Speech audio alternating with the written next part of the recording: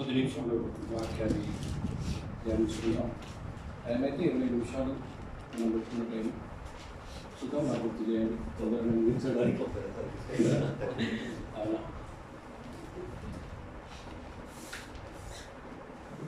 ఎట్లా ప్రార్థన చేశారు కాబట్టి ఒక నిమిషము అందరం, ఒక నిమిషం కంటే తక్కువ కళ్ళు మూసుకొని దేవుని సహాయం కోరుతున్నాం. మన మనసులో దేవా, ఈరోజు నాకు నేర్పించాల్సిన పాఠం ఏదైనా ఉంటే నాకు నేర్పించండి, వినగలిగిన మనస్సు నాకు ఇవ్వండి అని చెప్పి మనం అందరం ప్రార్థన చేసుకున్నాం. అందులో నేను అందరం కలిసి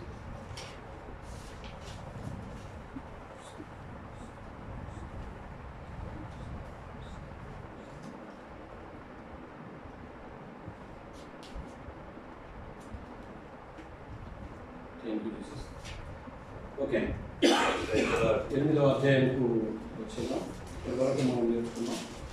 ఇంచుమించుగా చాలా సంఘటనలు 8వ అధ్యాయంలో రాయబడ్డాయి. మనం ఇప్పటిదాకా చదివిన ప్యాసేజ్గా చాలా సంఘటనలు రాయబడ్డాయి. ఇంచుమించు 8 ఉన్నాయి. కరెక్ట్. అందులో 2 ఉపమాన రీతిలోను అది యేసుప్రభువు వారు మాట్లాడిన మాటలతో మనకు ఉంటాయి. అంతకంటే ముందు పోయిన వారము మనము అంటే ధ్యానించినది కూడా ఒకసారి చూసుకుంటే, ఎందుకంటే దాని తర్వాతనే వెంటనే అనే మాట రాయబడింది కాబట్టి అక్కడ జరిగిన సంఘటన, ఒక పాపాత్మురాలు యేసుప్రభు దగ్గరికి వచ్చి ఆమె తన చేస్తున్న సేవను వివరిస్తూ యేసుప్రభు మెచ్చుకున్న విషయంలో నాకు బాగా అనిపించిన వాక్యం ఏంటంటే, ఎన్నోసార్లు చదువుతాం, ఎక్కువ దేవుడు అని చెప్తూ ఉంటాడు. ఎన్నిసార్లు చదివినా మళ్ళొకసారి చదివినప్పుడు కొత్తగా అనిపిస్తుంది. అంటే మనము ఏదైనా అనుకుని చదువుతాం చూడు, అప్పుడు నిజంగా కొత్తగానే ఉంటుంది కదా. అట్లా నాకు కూడా అట్లా చదివినప్పుడు అట్లనే అనిపించింది. ఒక మాట చదువుదాం. ఈ స్టోరీ అంతా మనకు తెలుసు, ఆల్రెడీ మనం ధ్యానం చేసినాం కాబట్టి ఒక మాట చదువుదాం. ఏది అంటే 47వ వచనం. ఆమె విస్తారముగా ప్రేమించెను గనుక ఆమె యొక్క విస్తార పాపములు క్షమించబడ్డ. అంటే అర్థమైంది, మనం ఎంతగా దేవుణ్ణి ప్రేమిస్తే అన్ని పాపాలు క్షమించబడతాయి. అంటే మనం దేవుడిని ప్రేమించకపోతే క్షమించబడదు కదా. ఎంతగా క్షమించబడతామో అంతగా దేవుణ్ణి ప్రేమిస్తామని అందులో చెప్పుకొస్తున్నది అదే. ఆమె ఎంతగా క్షమించబడ్డదో అంతగా ఆయనను ప్రేమించినట్టు. ఆయన కంటిన్యూ చేద్దాం. కింద కూడా ఇంకో మాట ఉంది. ఎవరికి కొంచెముగా క్షమించబడను వాడు కొంచెముగా ప్రేమించబడను. అంటే కొంచెముగా ప్రేమించడము, చాలా ప్రేమించడం, రెండుని వ్యత్యాసం చూపెడతా ఉన్నాడు దేవుడు. అవునా? ఏంటిది అంటే, ఎక్కువ క్షమించబడితే ఎక్కువ ప్రేమిస్తావు, తక్కువ క్షమించబడితే తక్కువగా ప్రేమిస్తావు. ఇది మనకెట్లా అర్థమవుతుంది? ఇక్కడ రాయబడ్డది కరెక్టే. మనకెట్లా అర్థమవుతుంది? మనం చేసే ప్రార్థనని బట్టి మనకు అర్థమైపోతుంది. అవునా? ప్రార్థనలో మనం క్షమించబడుతున్నామా, ఆయనను ప్రేమిస్తున్నామా లేదా లేదు మన నిజ జీవితంలో కూడా మనకు అర్థమైపోతుంది. ఈ మాట నాకు చాలా బాగా అనిపించింది. అది కంటిన్యూ చేస్తూ వెంటనే ఆయన ఏం చేసిండంటే, దేవుడి రాజ్యాన్ని ప్రకటన చేస్తూ ముందుకు వెళ్ళాడు. దేవుడి వాక్యము శక్తి కలిగినది. అవునా? ఎన్నిసార్లు బోధించినా, ఎన్నిసార్లు దాన్ని ధ్యానం చేసినా, ఎన్నిసార్లు చదివినా ఒక పాఠాన్ని నేర్పిస్తుంది. బైబిల్ గ్రంథంలో చాలా వ్యక్తుల గురించి రాయబడ్డ వారందరూ కూడా గొప్పవారు అంటే మీన్స్ దేవుడు ఎన్నుకున్న మనుషులు కాబట్టి వారి గురించి మంచైనా చెడైనా రాయబడ్డది. ఎందుకు రాయబడ్డది? మంచి చెడు రెండు రాయబడ్డాయి. ఎందుకు రాయబడ్డాయి? ఒక పాఠం మనకు నేర్పించాలని దేవుడు ఇష్టపడతాడు. దాని ద్వారా మనం ఒకటి నేర్చుకోవాలి. ఇవి ఎప్పుడో జరిగిపోయిన సంఘటనలు. 2000 సంవత్సరాల క్రితం యేసుప్రభు ఈ లోకంలో జీవించినప్పుడు జరిగిన సంఘటన ఇది. అవునా కదా? ఇదంతా మనం చదువుతుంది. సో అప్పుడు జరిగిన సంఘటనకు ఇప్పుడు మనం జీవిస్తున్న విధానానికి చాలా తేడాలు వచ్చేసి, వాళ్ళ జీవన విధానం వేరు, మన జీవన విధానం వేరు, చాలా తేడాలు వచ్చేసి. కానీ అప్పుడు నేర్పించిన పాఠాలు వాళ్ళకి ఎలాగైతే చెప్పబడ్డాయో, వాళ్ళు ఏదైతే నేర్చుకున్నారో అప్పుడు నేర్పించిన పాఠాలు ఇప్పుడు కూడా ఈ ప్రజలకు కూడా అవే నేర్పించాలని ఇష్టపడతారు. అందుకే దేవుని వాక్యము మారనిదని కదా, అది మార్పు లేనిది, ఎవరితోనైనా మాట్లాడుతుంది. వినగలిగిన మనస్సు ఉంటేనా, వినగలిగిన మనస్సు ఉన్న వారితో దేవుడు మాట్లాడతాడు. ఈ ఫస్ట్ 4 వచనాలు మనం ఒకసారి గుర్తు చేసుకుంటే, 3 వచనాలు స్త్రీలను తన పరిచర్యలో వాడుకుంటున్నాడు. అంటే ఇదంతా మనం చదివేసినాం కాబట్టి మనం ఇంతకుముందు మత్తయి సువార్త, మార్కు సువార్త బోధించుకున్న అంశాలే. కాబట్టి మనం జల్దీ స్పీడ్గా వెళ్ళిపోవడానికి మనకి ఏది అవసరమో అది తీసుకోవడానికి ఇష్టపడదాం. అవునా? అలా స్పీడ్గా ఇంచుమించు అధ్యాయం అంతా చూడడానికి ఇష్టపడదాం. ఇక్కడ తన పరిచర్య స్పీడ్ చేస్తూ ఉన్నాడు. తన పరిచర్య ఊర్లలో పట్టణాలలో తాను బోధిస్తూ వెళ్ళిపోతూ ఉన్నాడు. అలా వెళ్ళిపోయిన టైంలో ఆయన ఏం చేస్తున్నాడంటే స్త్రీలను కూడా సమకూర్చేసాడు. స్త్రీలు కూడా అందులో పాత్రలు అని చెప్తా ఉన్నాడు. అలాగే చెప్తూ ఆయన ఏం చేస్తున్నాడంటే స్త్రీలు తన ధనముతో ఆయనకు సహాయం చేసిరట. అక్కడ ఉన్నది చూడండి ఒకసారి, 3వ వచనం చూడండి. తమకు కలిగిన ఆస్తితో వారికి ఉపచారము చేయించు వచ్చిరట. ఎవరో ముగ్గురు స్త్రీల పేర్లు అయితే మనకు మీద రాయబడి. అవునా? అంటే స్త్రీలు కూడా అందులో పరిచర్యలో పాలిభాగస్తులు అయిపోయారు. దేవుడి పరిచర్యలో అందరినీ పాలిభాగస్తులు చేసేస్తున్నాడు దేవుడు. వాళ్ళు ఎట్లున్నట ఉపచారం అన్న దగ్గర ఒక అంకేసింది ఉన్నది చూడండి ఒకసారి. వారికి అని ఉపచారము అని రాసిన దగ్గర ఒక అంకేసింది ఉన్నది. అక్కడ ఏం రాసింది కింద? ఆయనకు అని రాయబడి ఉంది.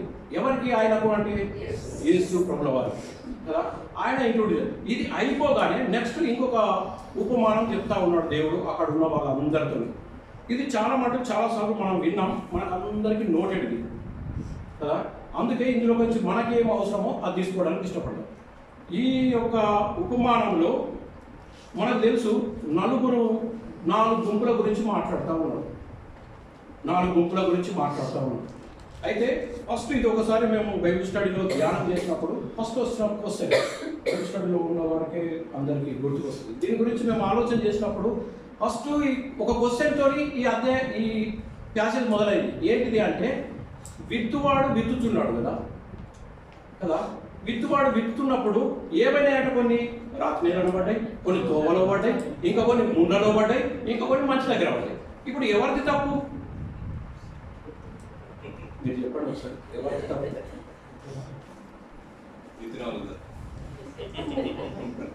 నిజమే కదా, చెప్పండి మీరు, ఎవరిది తప్పు?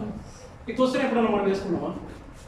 మనకు ఉపమాన రీతిలో చెప్తున్నాడు, విత్తుతున్నప్పుడట కొన్ని అక్కడ పడ్డాయి, కొన్ని ఇక్కడ పడ్డాయి, కొన్ని ఇక్కడ పడ్డాయి, కొన్ని ఎదగలేవు, కొన్ని రాతి నెలలు ఉన్నాయి, కొన్ని మంచి నెలలు ఉన్నాయి, ఎదిగిపోయినాయి అని చెప్పి ఉపమాన రీతిలో చెప్పేసి. మరి విత్తువాడు విత్తుతున్నప్పుడు అక్కడక్కడ పడ్డాయి కదా. ఇప్పుడు ఎవరిది తప్పు? మొలిసే విత్తనంది తప్ప లేకపోతే విత్తనం వల్ల తప్ప కదా? డౌటే కదా, ఏమన్నా ప్రాబ్లమే అన్నాడు. విత్తినందుకు విత్తువాని ప్రాబ్లం అంటే దేవుని ప్రాబ్లం చేసినట్టయితుంది, ఆయన తప్పు పట్టినట్టయితుంది కదా. సరే, దీన్ని కొంచెం వివరణ ఇస్తూ ఈ మీద రాయబడ్డ వాటిని అన్నింటినీ కలుపుతూ వివరణ ఇస్తూ తానే ఒకటి చెప్తా ఉన్నాడు. ఈ వివరణకు ముందు మనం ఒకటి తెలుసుకుందాం. ఏంటిదంటే ఒక వివరణ ఇచ్చేసాడు దేవుడు. ఏమని? 11వ వచనం చూడండి. ఈ ఉపమాన భావం ఏమనగా ఫస్ట్ ఉపమానం చెప్పేసాడు. శిష్యులు ఇది ఏంటిది భావము, ఇది మాకు అర్థమయ్యే రీతిలో చెప్పు అన్నప్పుడు దాని గురించి వివరణ ఇస్తున్నాడు. ఏమని వివరణ ఇస్తున్నాడు? ఫస్ట్ ఏమంటున్నాడు? 11వ వచనం. ఈ ఉపమాన భావం ఏమనగా విత్తనము దేవుని వాక్యం అట. ఒకటి క్లియర్ చేసేసాడు కదా. ఒకటి క్లియర్ అయిపోయింది. ఏంటిది? ఆ ఉపమానంలో ఉన్నది విత్తనం. విత్తనం ఏంటిదట? వాక్యం. అదొకటి క్లియర్ అయింది, దాన్ని మనం ఏం మార్చలేదు. మరి విత్తువారెవరు?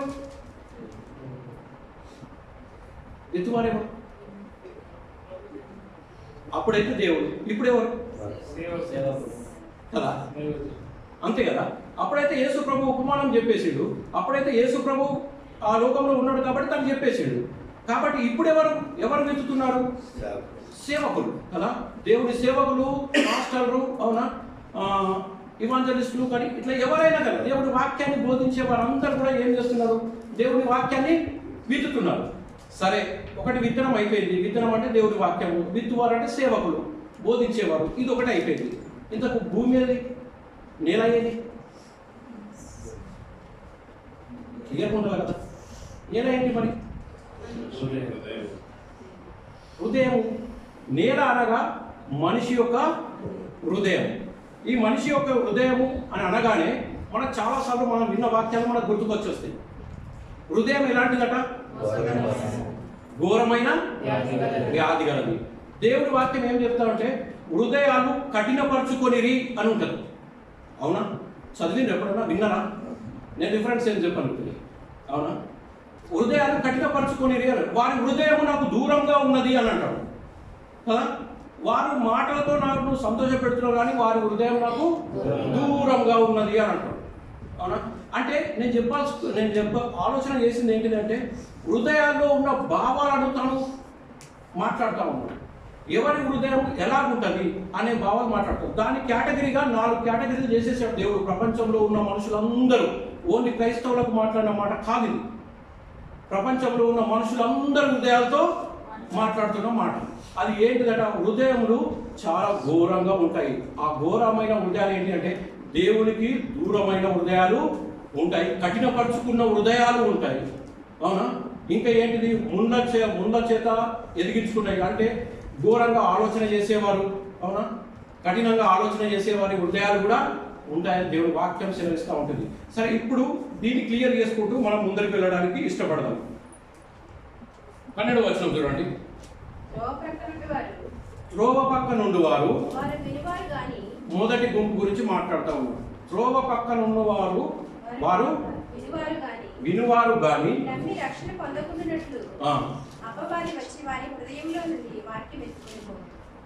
మొదటి గుంపు ఎవరట? త్రోవ పక్కన ఉన్నవారు. అవునా? త్రోవలో పడ్డ విత్తనాల గురించి మాట్లాడుతూ ఉన్నాడు. త్రోవలో పడ్డ విత్తనాల గురించి మాట్లాడుతూ తను ఏమంటున్నాడంటే వీళ్ళే ఎలాంటి కేటగిరీ వాళ్ళట? దేవుని వాక్యం వింటారు కానీ నమ్మి రక్షణ. ఈ లోకంలో ఎందరో మంది దేవుని వాక్యాన్ని వింటారు. మీడియా ద్వారా కానీ, పాస్టర్ల ద్వారా కానీ, సేవకుల ద్వారా కానీ, ఎక్కడైనా సరే ఎందరో మంది వాక్యాన్ని వింటున్నారు. నమ్మేవారు ఎంతమంది కదా? త్రోవ అనేది రాశాడు లూకా గారు. త్రోవ అనేది రాశాడు అంటే వారి హృదయాలు త్రోవలో అంటే అందరూ నడుచుకుంటూ వెళ్ళే హృదయాలుగా వారి హృదయాల్లో అన్నీ ఉంటాయన్న. అక్కడ దేవునికి చోటు లేదు. కాబట్టి దేవుడికి చోటు లేదు అంటే అర్థం ఏంటిది? అపవాదికి చోటు ఉన్నది అన్నాడు.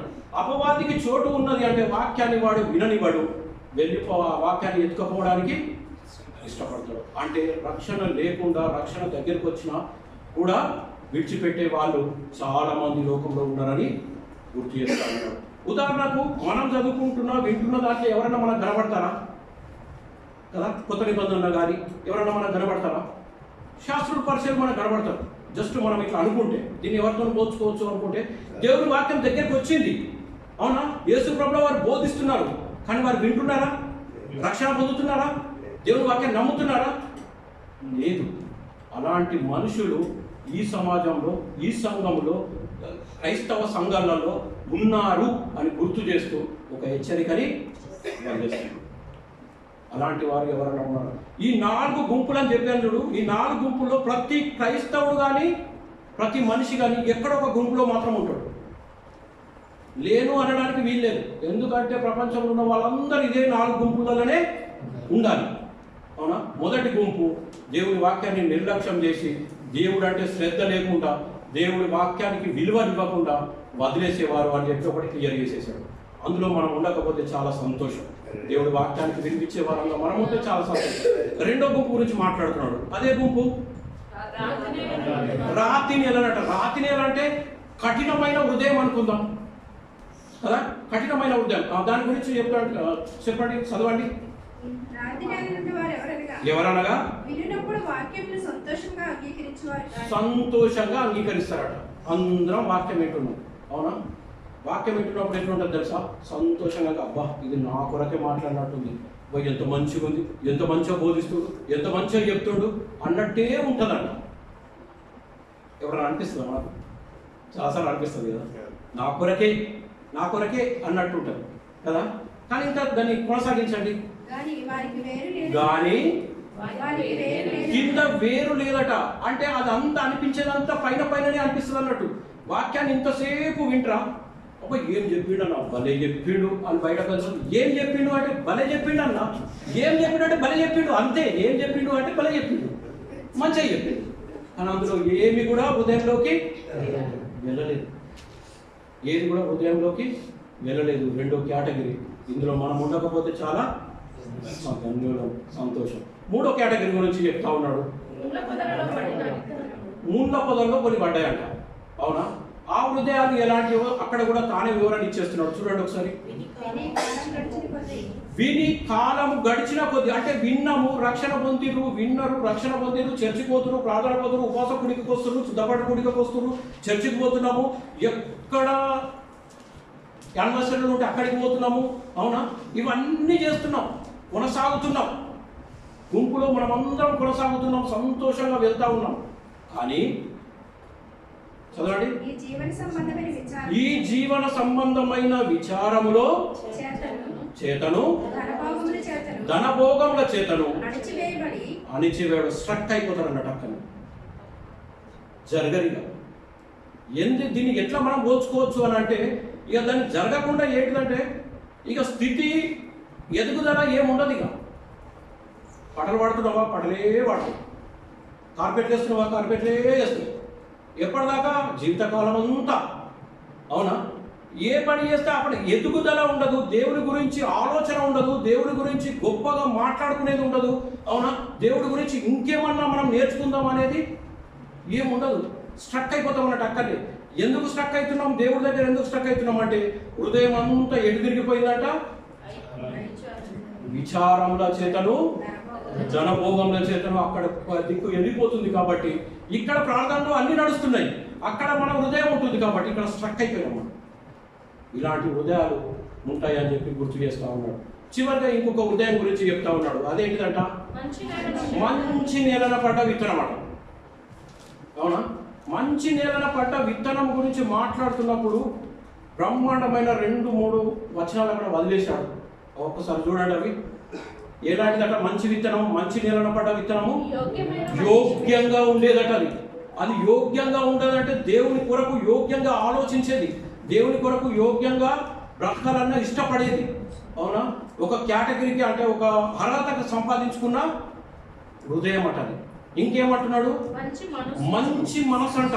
దేని గురించి కూడా ఉప్పొంగకుండా, దేని గురించి కూడా వెంటనే అవునా ఒక మాట అనేయకుండా మంచి మనసు అట, అందరినీ ప్రేమించే మనస్సు, అవునా, అలాంటి మనసు అట. ఇంకా వాక్యమును విన్న తర్వాత దాన్ని అవలంబిస్తారట. అవలంబిస్తారంటే, అరే ఈరోజు నేను ఇది విన్నా కదా, అబద్ధం ఆడద్దని మాట విన్నా కదా, అవునా, నా జీవితంలో అవలంబించాలి, ప్రయత్నం చేయాలి, అవునా, అబద్ధం ఆడే సందర్భం వచ్చినప్పుడు నిలబడాలి, అవునా, ఇలాంటిది ప్రాక్టీస్ చేస్తారన్నట్టు, అవునా. ప్రాక్టీస్ చేస్తూ నిలబడడానికి ఇష్టపడతారు, అవలంబించేవారు. ఇంకా ఓపికతో ఫలిస్తారట. అయ్యో నా ఎదుగుదల ఇప్పుడే రాలేదేంటి, నేను ఇంకా సంఘంలో ఇది కాలేదేంటి, అది కాలేదేంటి, నన్ను గుర్తిస్తలేదేంటి, ఇదంతా ఏముండదట. వాళ్ళకి ఏముంటుందట, ఓపిక ఉంటుందట. ఆ ఓపికతో ఫలిస్తారట, వాళ్ళు ఓపికతో ఫలిస్తారట. ఈ 4 కేటగిరీలో మనం ఎక్కడున్నామో అది మనకు తెలుసు. ఒక్కలో తెలకపోతుండొచ్చు, మన ఉద్యానికి తెలుసు, మనకు తెలుసు. దీన్ని కొనసాగిస్తూ కిందికి ఒక మాట చెప్పేసాడు. మళ్ళీ ఇంకొకటి పారాగ్రాఫ్ స్టార్ట్ చేసేస్తా ఉన్నాడు. ఏంటిది, ఒక దీపం గురించి మాట్లాడుతూ ఉన్నాడు.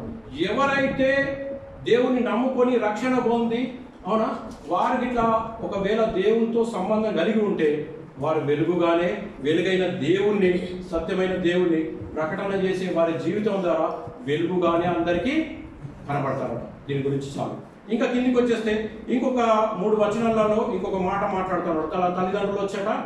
ఎవరు వచ్చిరట, ఆయన తల్లియు సహోదరుడు వాళ్ళు వచ్చిరట. వాళ్ళు వచ్చి యేసుప్రభుని చూడాలనుకుంటే వారు బయట ఉన్నాడు.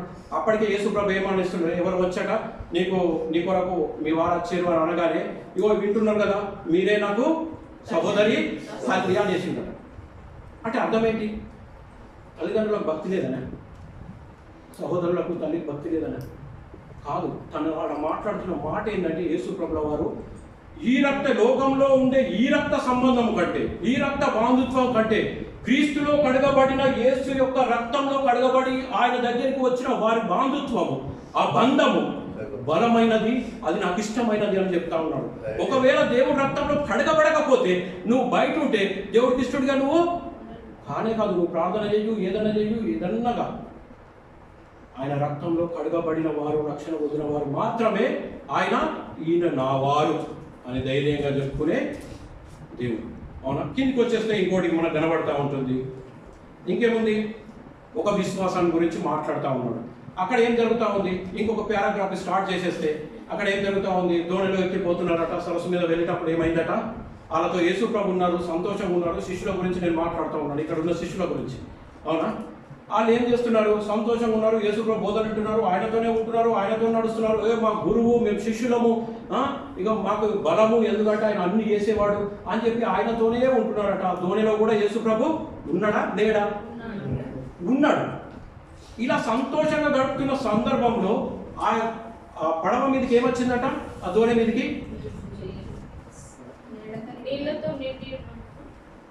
ఆ సముద్రంలో ఏమొచ్చిందట? తుఫాన్ వచ్చింది. మన జీవితాల్లో అప్పుడప్పుడు వస్తాయి. రోగం అనే తుఫాన్ కానీ, అవునా, వేరే వాళ్ళు తిట్టిండ్రన్న తుఫాన్ కానీ, ఇంట్లో గొడవైందని కానీ, అవునా, భార్య భర్తలు కొట్టుకున్నారని కానీ, తిట్టుకున్నారని కానీ, అవునా, అలిగిండ్రని కానీ, ఇలాంటి ఎన్నో తుఫాన్లు మన జీవితంలో వస్తాయి. అవి ఎందుకు వస్తాయి తెలుసా?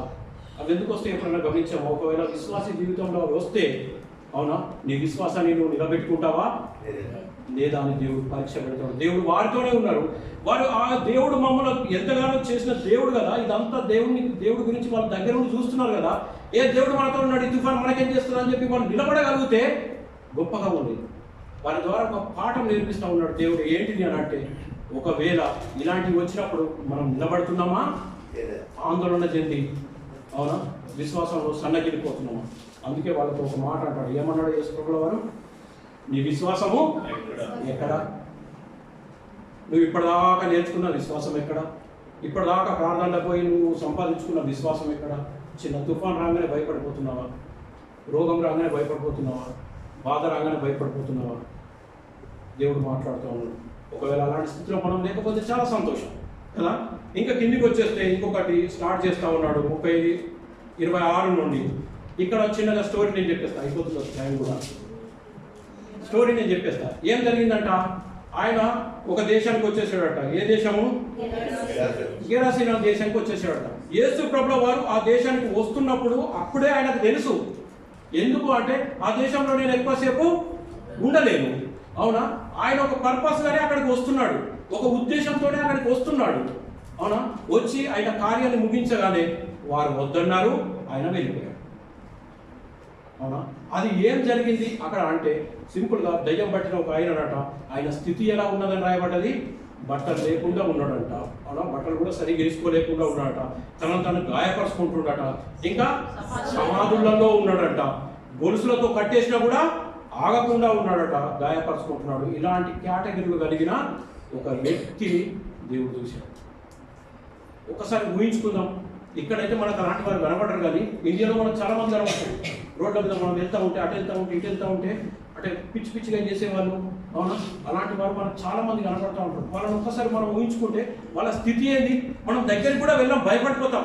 అక్కడ ఉన్నాడంటే ఇంత దూరం తెంచి వెళ్తాం కదా. ఏం చేస్తున్నాడో తెలియదు. ఎందుకు అంటే, అపవిత్ర ఆత్మలు ఆయనను పట్టుకున్నాయట, బంధించినాయట. ఒకనొక సమయంలో మన స్థితి ఇదే. ఎప్పుడన్నా మనం గుర్తుపెట్టుకున్నాం, మన స్థితి ఇదే. మనం రక్షణలోకి రాకముందు, అవునా, దేవుని మనం అంగీకరించకముందు, వాక్యం మన దగ్గరికి రాకముందు మన స్థితి ఏంటిది అంటే, ఇష్టం ఉన్నట్టు మనము జీవించిన వారమే కదా. ఇష్టం ఉన్నట్టు మనం జీవించిన వారమే, మన ఇష్ట కార్యాలు మనం చేసిన వాళ్ళమే. అవునా? అపవాది చేత ఏదంటే అది చేసిన వాళ్ళమే. దేవుడు ఒక రక్షణ కార్యాన్ని జరిగించడానికి అక్కడికి వెళ్ళాడు, వాడిని స్వస్థపరచడానికి కాదు.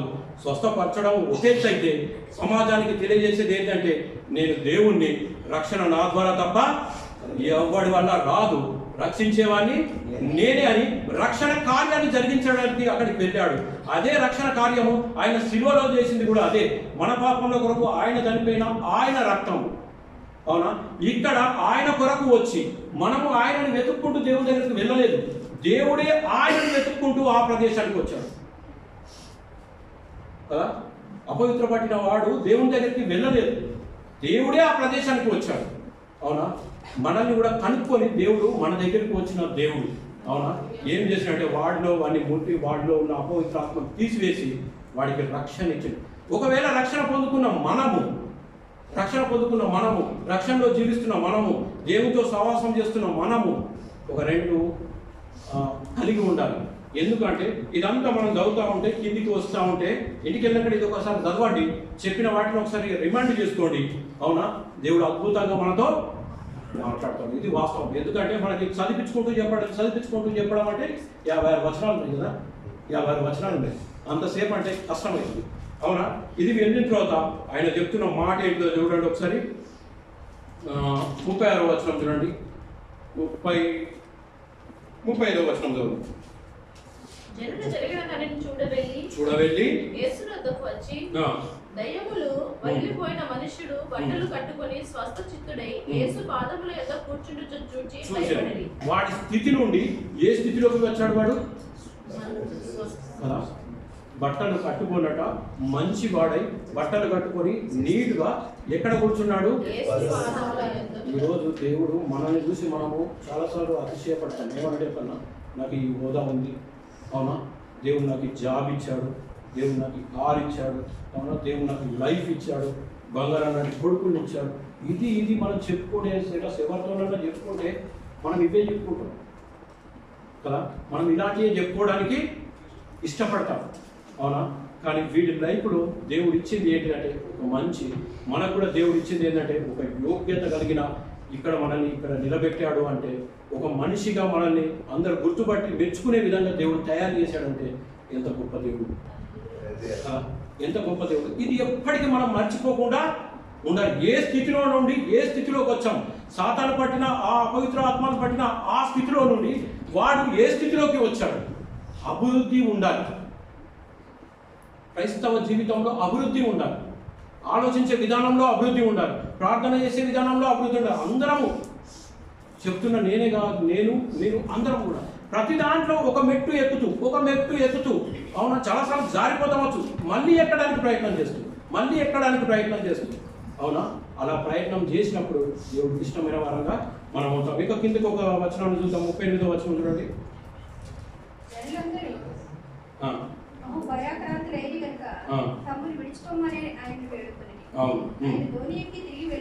ఆయన దోణి ఎక్కి తిరిగి వెళ్ళుచుండగా దయ్యములు వదిలిపోయిన మనుష్యుడు ఆయనతో కూడా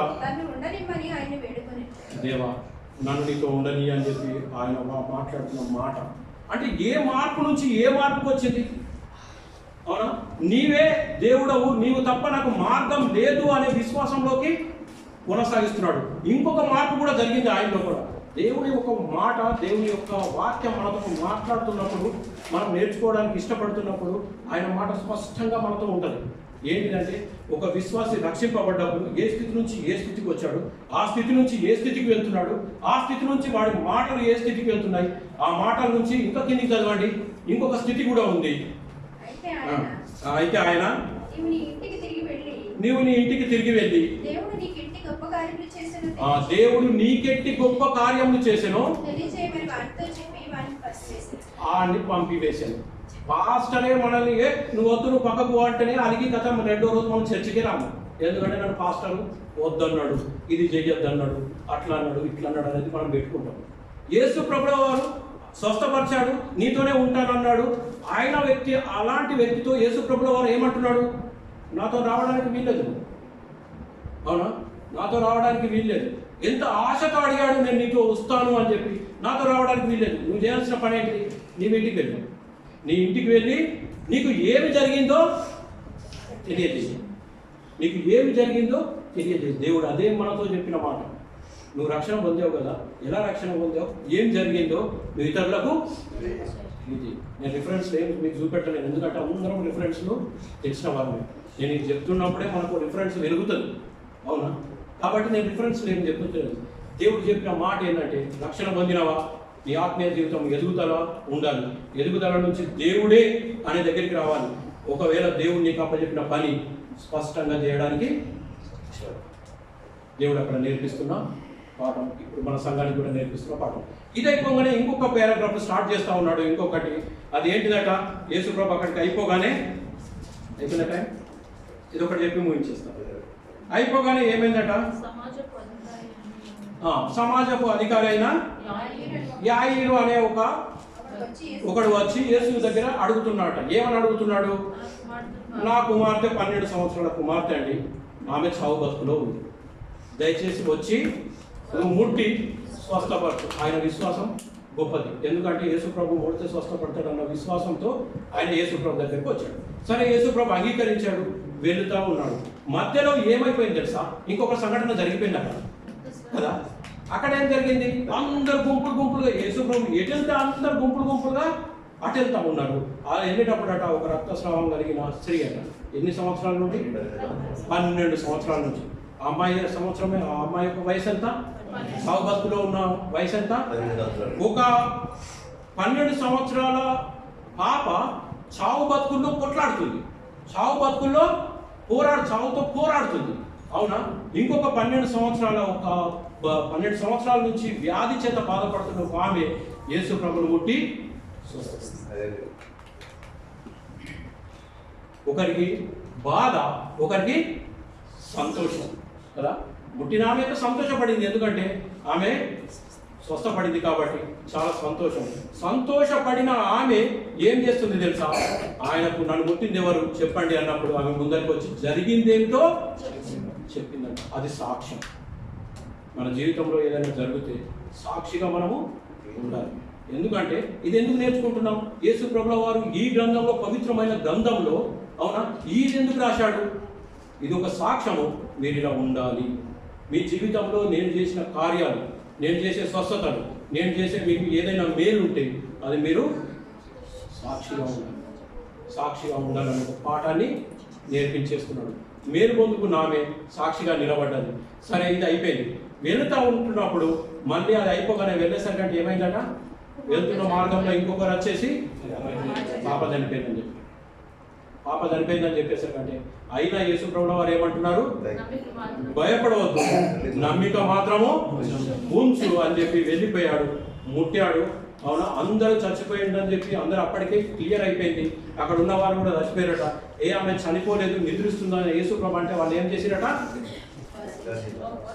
అపవాసించారు. అయ్యో చచ్చిపోయింది మాకు తెలుసు, నీకు తెలియదు అని చెప్పి. కానీ ఆయన లేపాడు చనిపోయిన వారిని. జీవాన్ని ఇచ్చే దేవుడు మనకు గుర్తు చేస్తూ ఉన్నాడు. ఏంటంటే జీవాన్ని నేను ఇచ్చేవాడిని. ఒకవేళ నువ్వు మాత్రము నమ్మిక ఉంచితే, అవునా, నీ నుంచి జీవం వేరైతున్నా నీ దగ్గరికి తీసుకొచ్చేవాడిని నేనే. పునరుత్థానాన్ని ఇచ్చేవాడిని నేనే అని చెప్పి రుజువుపరుస్తూ ఉన్నాడు. రక్షణ ఇచ్చేవాడిని నేనే, పునరుత్థానాన్ని ఇచ్చేవాడిని కూడా నేనే. చనిపోయిన ఆ అమ్మాయి దగ్గరికి వెళ్ళి చిన్నదానా లేవు అనగానే ఏమైందట? అక్కడ జరిగిన సంఘటన రాయబడ్డది. ఏం రాయబడ్డది ఒకసారి చదవండి. చిన్నదానా లేవు అని అనగానే ఆమె ప్రాణము తిరిగి వచ్చాను అంటే అర్థం ఏంటిది? అది ఆల్రెడీ వెళ్ళిపోయింది. ఆయన లేవు అనగానే తిరిగి వచ్చేసిందంట. ఒక దినాన పునరుత్థాన దేవుడు చనిపోయిన మనల్ని, ఒకవేళ దేవుడు వచ్చే వరకు అంతకంటే ముందు మనం చనిపోతే ఆయన పునరుత్థానంలో లేపే దేవుడుగా స్పష్టం చేసుకుంటాడు. నేను మార్గమును, సత్యమును, జీవమును అని ప్రకటించిన దేవుడు, జీవాన్నిచ్చే దేవుడు. అవునా? పునరుత్థానాన్ని ఇచ్చే దేవుడు ఆయననే. కాబట్టి మనం అందరం కూడా వాక్యాన్ని నేర్చుకుంటూ ఎదుగుతూ, అవునా, ఆయన గురించి ఎక్కువగా ఆలోచించడానికి ఇష్టపడితే దేవుడు మనల్ని ఆశీర్వదించడానికి ఇష్టపడతాడు. ఒక నిమిషం ప్రార్థన చూసుకుందాం, చిన్న ప్రార్థనతో ముగించుకుందాం.